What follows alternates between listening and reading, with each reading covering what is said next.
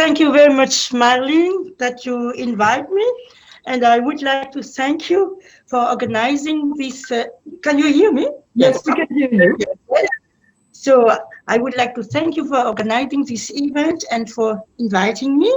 It is such a pleasure to take part in this discussion with other researchers, experts, and community advocates for racial justice. Above all, I enjoy a work that reflects solidarity, diversity of opinions, and a focus on the way forward. The hope that Barack Obama election in 2008 had raised for a post-racial American society was dashed by Trump's term in office, a term marked by an exacerbation of racial tension. Now, with the election of President Biden, America is on the mend, reviving, and diversity is honored. We hope that the new relationship with Europe will be one of mutual respect and understanding. The election of the vice president of America is a strong signal that the post-Brexit relation between the US and Europe will be one of acceptance and inclusion. The new elected president extended his hand to the American people as to realize the dream of justice for all, and especially racial justice. The presidency vows to defeat white supremacy and domestic terrorism. With this inauguration, a new era in transatlantic relations is beginning. It will be characterized by peaceful diplomatic relations with Europe and will be full success. As Europe struggles with the economic and social consequences of the pandemic, people from ethnic minority groups have been particularly affected. Following the murder of George Floyd last year, the issue of racism has reigned the debate in the European Union. The Black Lives Matter movement has crossed the Atlantic to make noise in Europe as well. As a result, the European institutions have finally addressed the issue of systematic racism. The public outcry across Europe has shown an unequivocal desire to change and meaningful discussion about the prevalence of this systemic racism. However, this momentum is waning and many questions remain. How can this wave of indignation be translated into concrete changes? As October marks Black History Month in the UK, I think it is about time we started celebrating it Europe too. In Belgium, one of the few European countries to mark Black History Month, the celebration takes place in March, but is not yet as established as in the UK or in the United States or in Canada. As for my country, Germany, there is still a long way to go since some people are still resigned to recognize the colonial past of this country. In the collective consciousness, Germany was not a colonial power. However, Germany occupied several countries in Africa. Following the Berlin Conference, Germany officially occupied Southwest Africa, called German Southwest, from 1884 to 1919, which became independent as Namibia in 1992. Many people all over the world, even not just in Germany, are not aware of the fact that the first genocide of the 20th century took place in the protectorate of Southwest Germany, now Namibia. 65 Namibians out of a population of 80,000 were brutally massacred for refusing to give up their land. Today, Namibians are demanding the return of the skulls kept in Germany. In 2018, Germany returned 27 skulls to Namibia, but until now didn't apologize for that. What is happening in the world now? It's a result of an oppressive colonialist structure.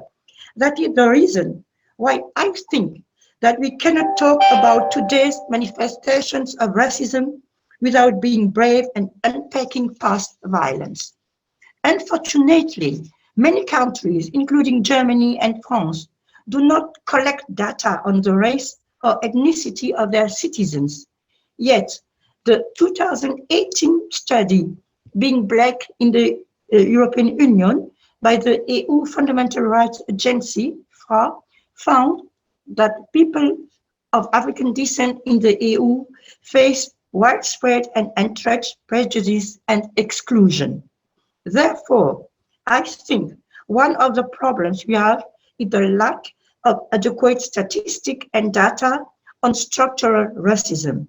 Such information is essential for policymakers to be able to deal with these issues in a serious way.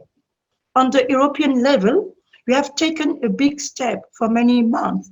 We work in the Parliament on a resolution that for the first time addressed structural racism, including police brutality against Black people on both continents, USA and Europe.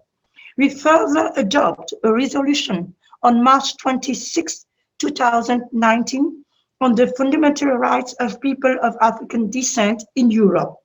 In addition, the Commission has finally taken note of our proposal to proceed with the appointment of the first ever anti-racism coordinator to combat structural racism in our institutions. We have heard that the recruitment process is underway. We have also heard that they are finally going to appoint somebody, and I am hopeful that this person will be made of a majority of visible minorities. This makes sense to me, given the Commission's commitment to recruit more people from racial minority. Further, as it committed to in its action plan against racism, the European Commission held a European Summit against racism last week on Friday, March 19. This initiative was implemented by the European Parliament Intergroup for the Fight Against Racism and for Diversity, of which I am a co-president. The objective was to invite stakeholders to identify the meaning to be implemented as a priority to eradicate racism in all its forms. Despite the goodwill and because of the pandemic, this summit did not have the success so much expected and deserved. Let us hope that it will have more visibility next year. Despite all this initiative, it is high time that we focus more on following up on the implementation of measures both at the political and legislative level, at the EU and member state level. There is still a lot to do. The EU is not competent to deal with institutional discrimination. That is why I am convinced that most of the work remains in the hands of the member states. For example, police violence is happening every day, while it is totally out of scope.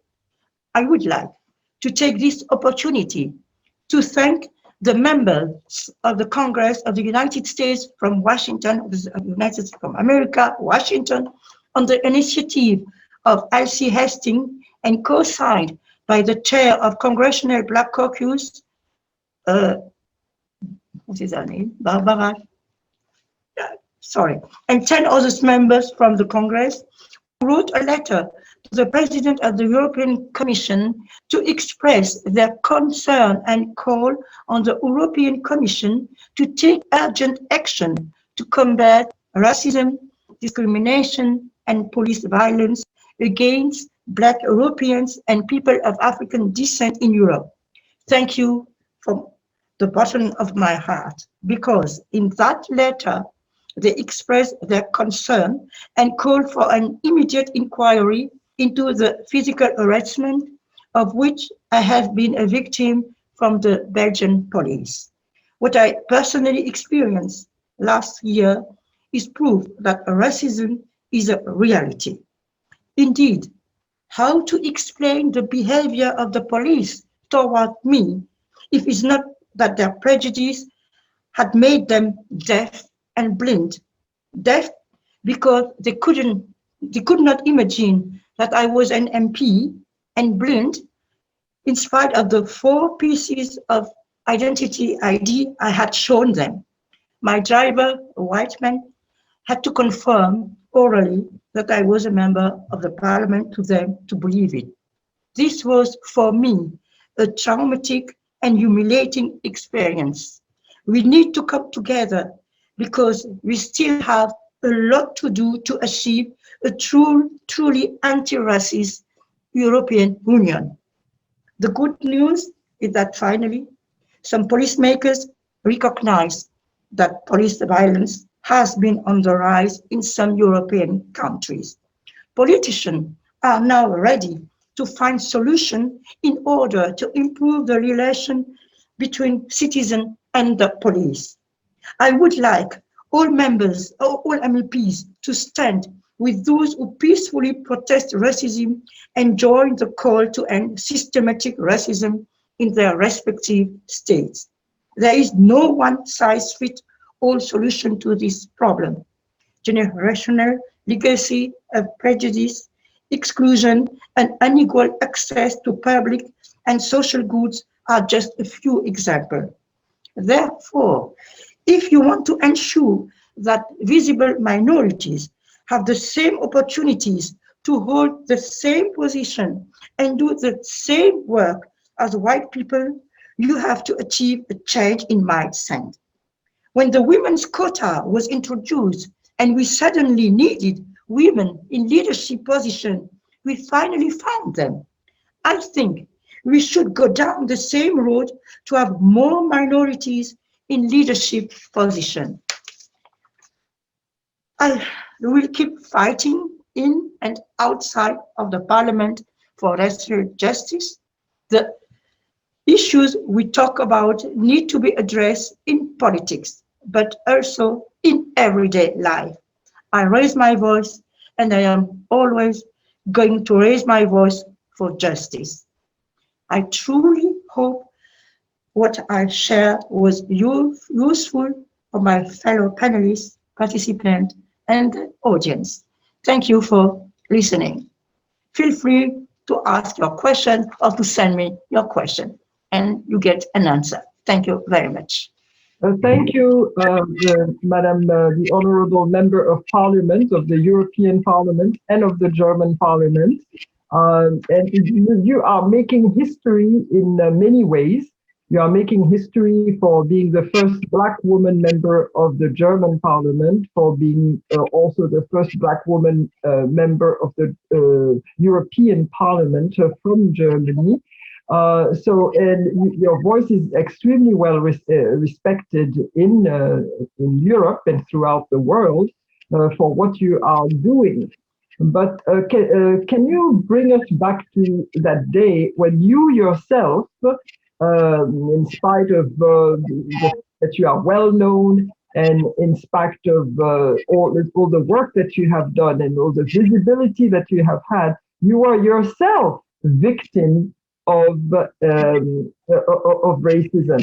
So can you bring us back to that day and explain to us what happened? Because there was a big outcry, and you mentioned to me, I mean, this happened to me as a member of parliament, so and a person who is well known in Europe. So how about the regular person, okay, who is not known, who is not a member of parliament? So can you bring us back to that day of what happened? Yes. Mm-hmm. Yes. I myself, we went to lockdown from March until June, until the 16th of June. On the 17th of June, we had the resolution against racism that I was an Pierrette, we will get right back to you as soon as your sound is back. And meanwhile, we will take a few questions as a group of questions in order to allow your assistant to help you with the sound. So Angela Shaw, go ahead. Yes, Pierrette. Yes. We met at the party of Van Glyken, Mevrouw Van Glyken from Frankfurt in Schloss Kronberg. Yeah. Yes. Like Toby. Yes. Like Yes. Toby. I think Toby is online. Is she? I didn't see her. But I didn't. Oh, because I sent her. Oh yes, yes, yes. Oh, it's a very, very long time. Exactly. My question was more recent. Yes. The President Macron of France. Yes. He made statements that were in the New York Times, the Wall Street Journal, that America had brought its version of race into an otherwise colorblind France. And I wondered from your experience, certainly your personal experience with the Belgian police, which was purely, they weren't colorblind, but you're the expert here. How are your colleagues feeling about Macron's, is he accurate? Yes, you know, of course, because of diplomatic, we don't say, a lot of my colleagues don't say anything. That's always a big problem. But I'm surprised that Macron said that, because everybody, I have studied in France at the Sorbonne, and believe me, colorblind, it was not. But that time it was the same thing. I heard a lot of nonsense, but that time in France, and I don't know, I always say, I don't know anybody, any Black person in Europe who doesn't have at least one experience. And when I said that for 2 years, Theodor Michael, who was a survivor of the Holocaust, of the German Holocaust, he passed away for 2 years now, with 94 years. He was 94 years. He said, I can just agree what you say, because I myself, he was at that time 94, I don't know any person in all over Europe, Black person, who don't have that such and bad experience. So Macron can say what he wants. Maybe if he close his eyes, that's what I before said, because they are blind, they don't want to see, they are deaf, and they don't want to listen and to hear. But you and I, we know how is it. Yes. So, for example, I just want to come back what happened to my experience. It was really bad and as unexpected, because as I said, I came on that day because on the 17th we had the resolution on the parliament about racism, and that was the reason, because I came back from Germany after 3 months in lockdown. And when I came, it was 1:30, I was waiting on the driver.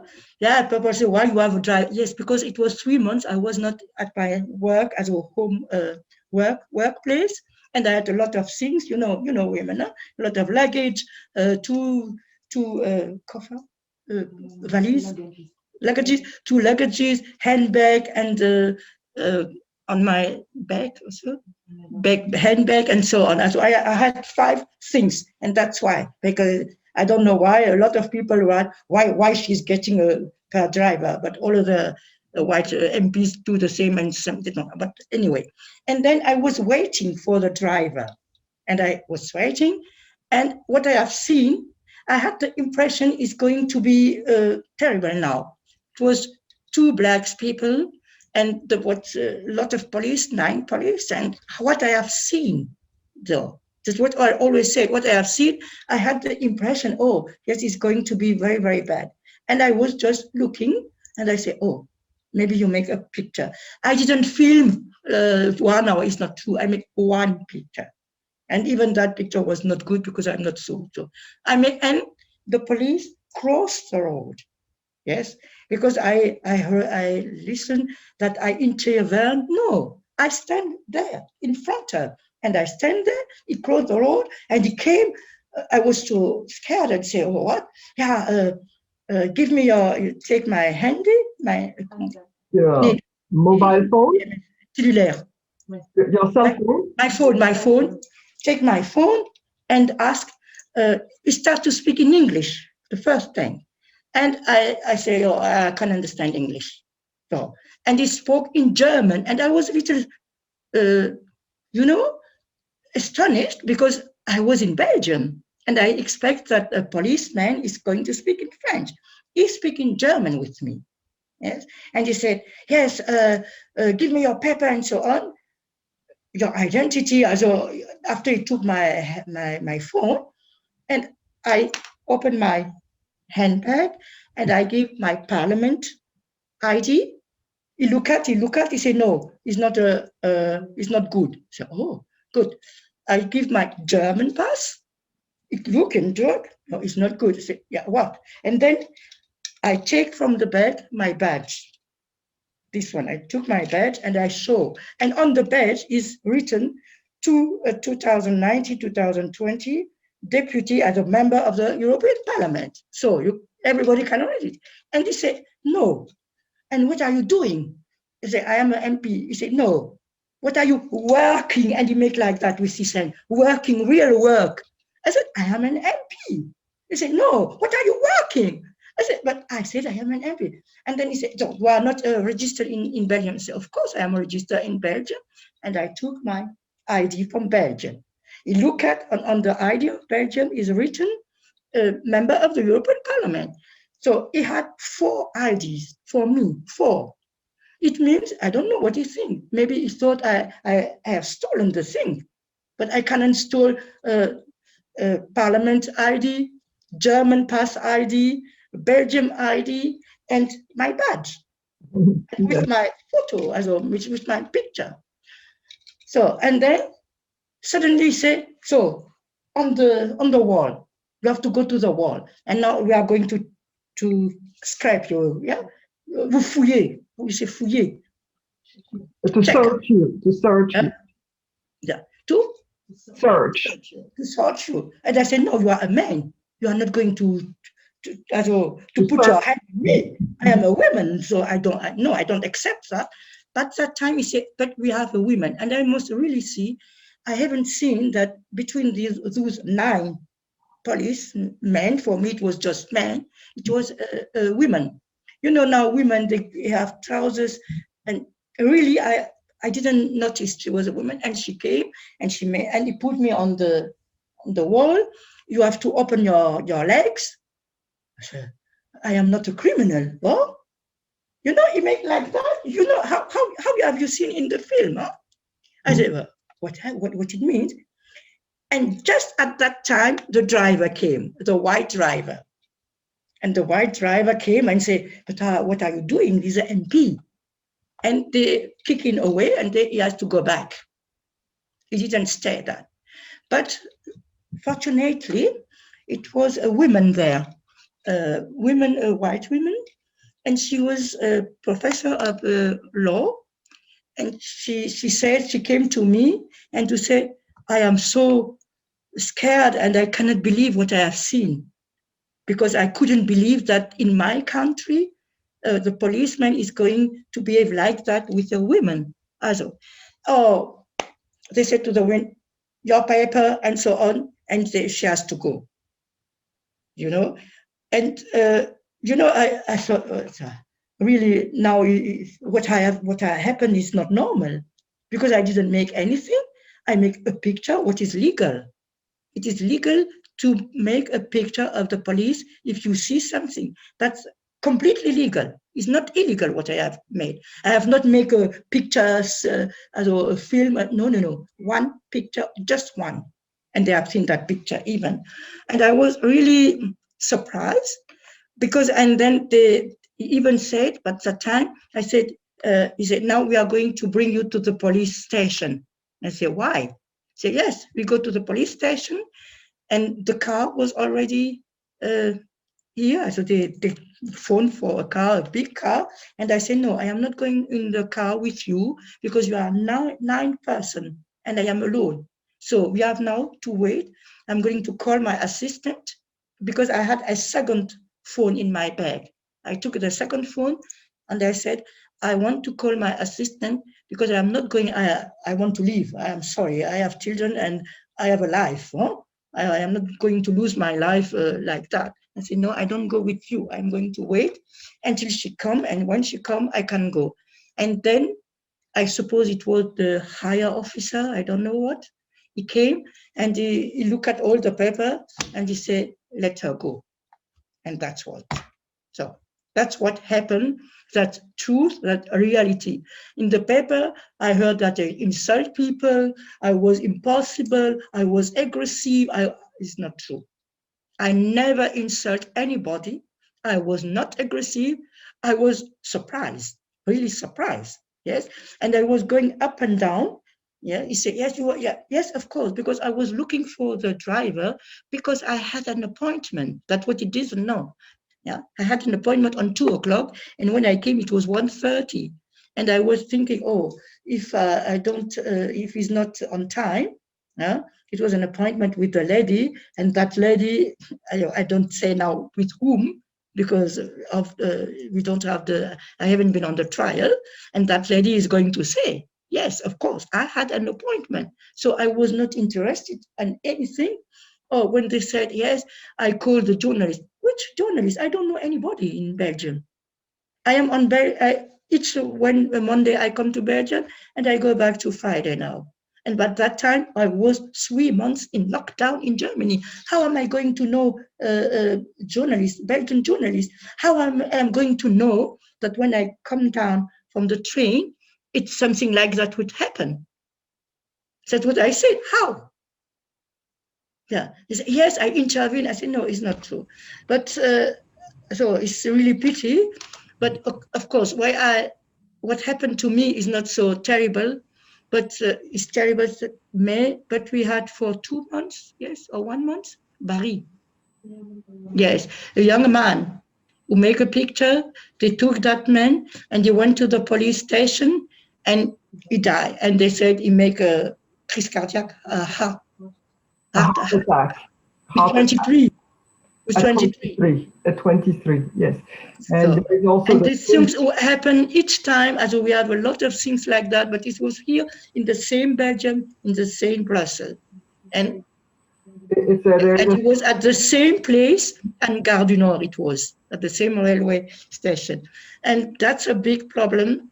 But what I always say, of course, some policemen are doing their job very well. So it's, of course, everywhere you have people who are doing the job very well and some who are exaggerating.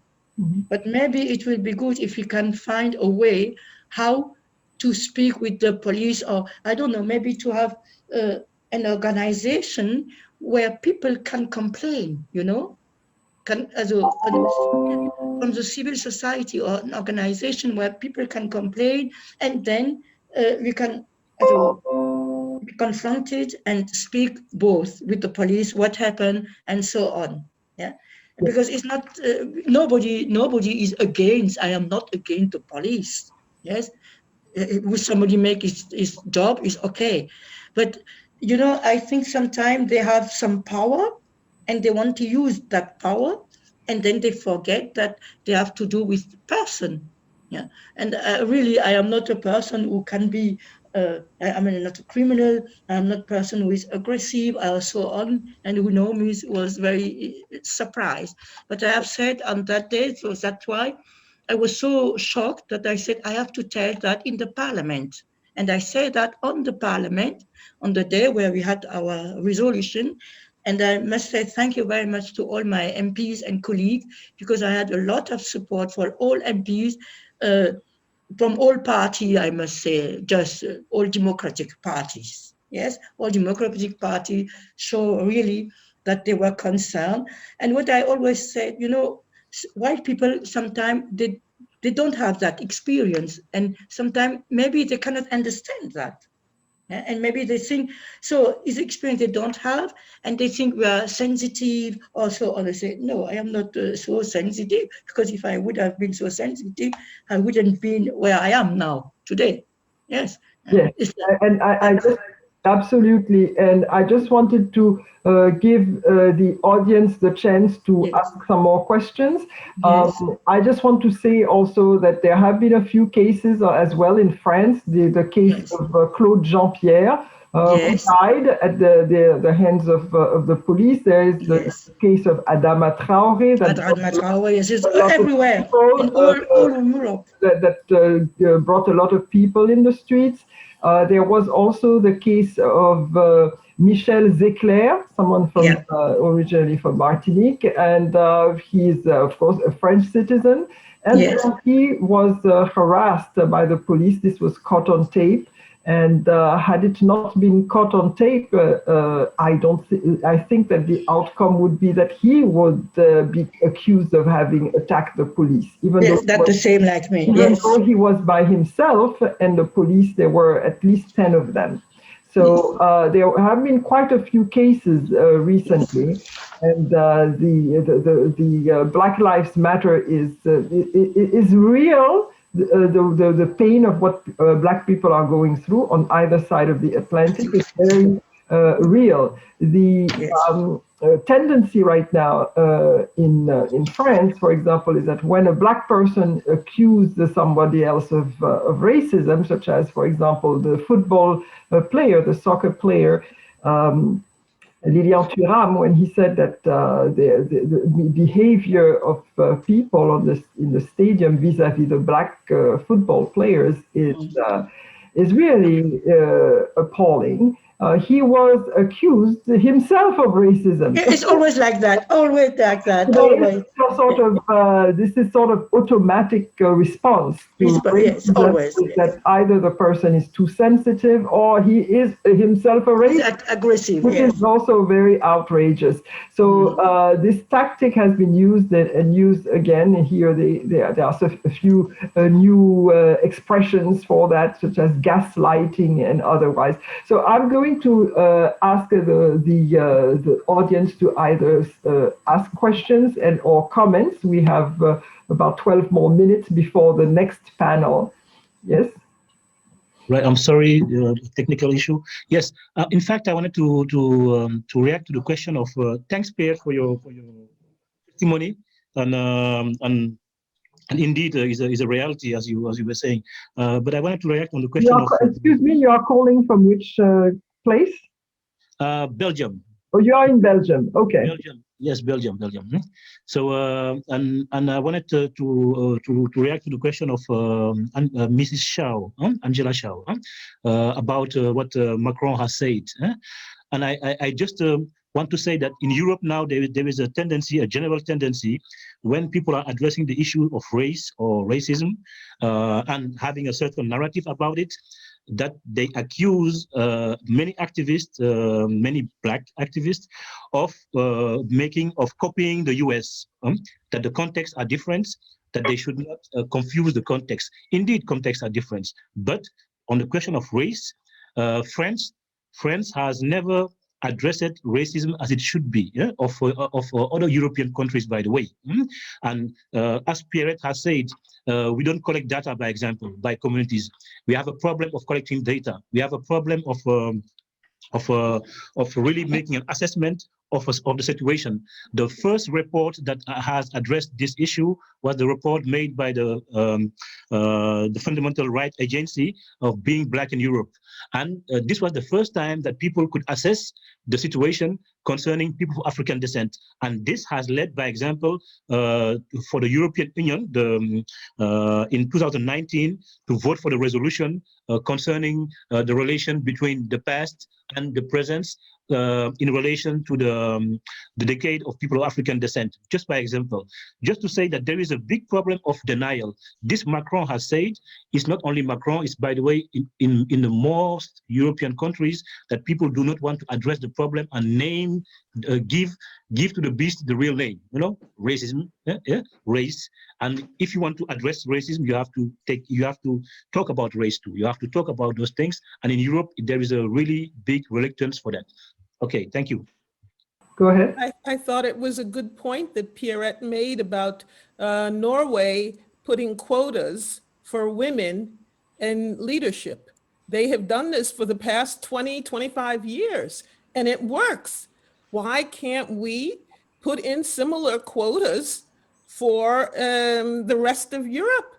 Just have it so that we can measure how much we're doing vis-a-vis every quarter, every 6 months, every year. It's all we have to do is follow what the Norwegians did. I just think. I mean, can Pierrette respond? We can hear Okay, you now. so I asked the question to my party, you know, for the European. First of all, it was the first time I asked to my party why we don't make a quote for Black women, other minorities, and so on. And I must say, by that time, 2017, everybody said, no, no, no, no, no, that's enough what we have. I said, oh, that's my party, the Green Party. And now, I must say, for Germany, we are on the way.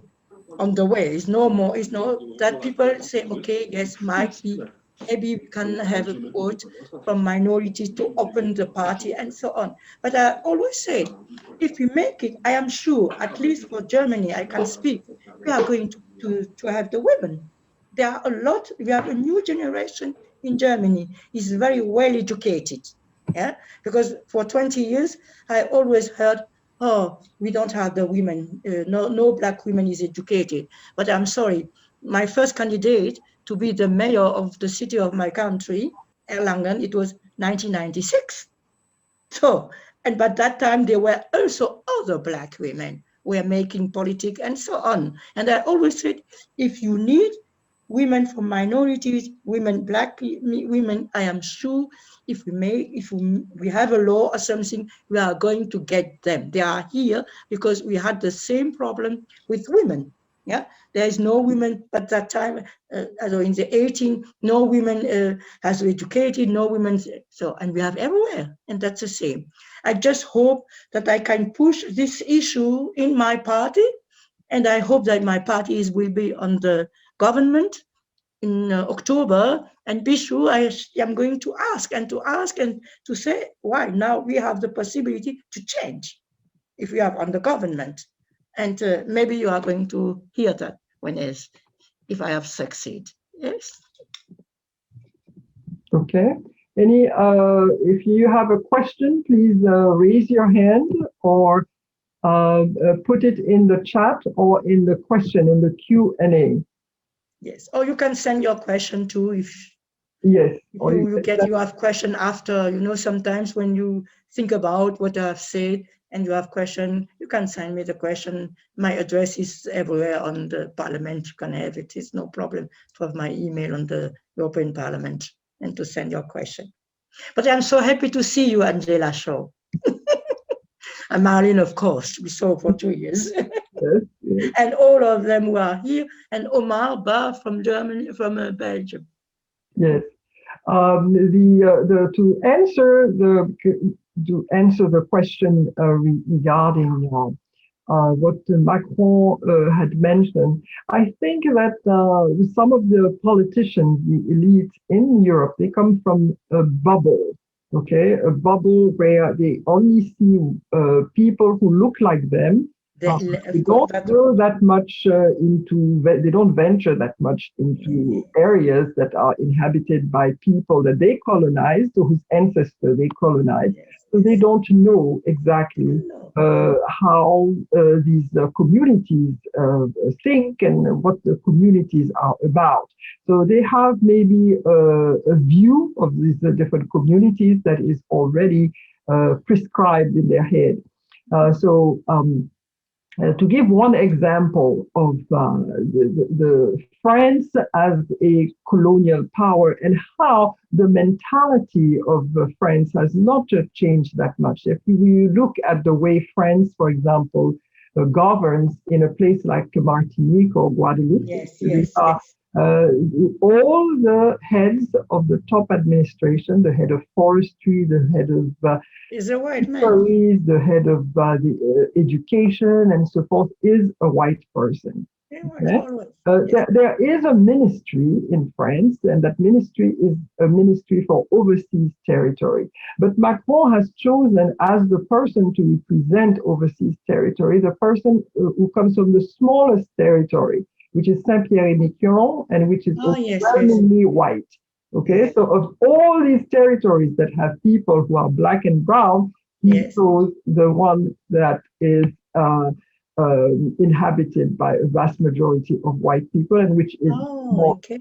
So that in and of itself gives an inkling, a sense of what his mentality is. Okay, but maybe the mentality, and I'm not. Maybe the mentality is that he has trust in people who look like him. Maybe. Yes. That's the idea, and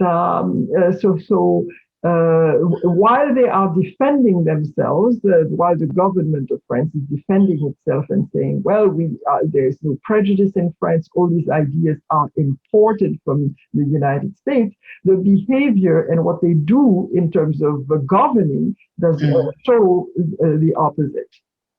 Yes. But that's the same in Germany. That's really it's even a little bit worse, because Germany always said we don't have colony. Yes, and so most of the children in Germany don't know even that Germany was a colonial power. When you say that, say, oh no, please, we have our Holocaust, and that's enough. Don't put us something else. Huh? So that's the problem, and that's the same thing is always white person. And if you try to say, oh, if you are not happy, but you have everything here, is no, we are not in the paradise. But we have, what I always said, we have to fight for ourselves, because if we don't stand up, nobody is going to stand up for us. And we have to open our mouth and to say what happened is not correct. We have now a society is a multiculturalism society, and we have to take everybody together so we can build how we always say a new world. Okay, I don't know if it's really a new world, but at least social and just world. That's what we want. But this new is a little bit too. But I just want to say something more. Last year, I asked in the European Parliament that the Black Matter groups I wanted that they get the Sakharov Prize. The Sakharov Prize was an award. The Sakharov Award was the award from the European Parliament, where I didn't have success. And it was very pity, because I couldn't understand that. After all Europe had a lot of demonstration for Black Matters, I expected, when I said now we want to honor them and to give them the Sakharov Prize, that I came on the 4th position with my proposal. But maybe next time. Yes. Yes, I shall stay, and I think it will be a good sign of a relation between Europe and America. Okay. Well, thank you so much. We really appreciate very much what you are doing. We thank you from the bottom of our heart for what you are doing for the Black community, for minority communities in Europe at the level of the European Parliament, because we know that all of what we have witnessed recently online in terms of the week against racism at the European Parliament, in terms of the resolutions that were adopted against racism in Europe, I know that you were behind all of that 100%. So you are making history. We are taking our hat off to you, and we thank you for the bottom of our heart. Thank you so much, Representative, the Honorable Dr. Pierrette Herzberger Fofana. Thank you so much. Thank you very much. And hello, Jocelyn Belisser, I have seen. She said she's here. Hello. And thank you very much to invite me. It was a real pleasure for me. And at each time, if you need me, if you want to hear, if I can share with you my experience, I make it really from the bottom of my heart. Thank you very much. It was fantastic. Thank you so much. Thank you very much. Bye-bye. Bye-bye. Bye-bye. Bye-bye. Okay. Bye-bye. Bye-bye. Bye-bye.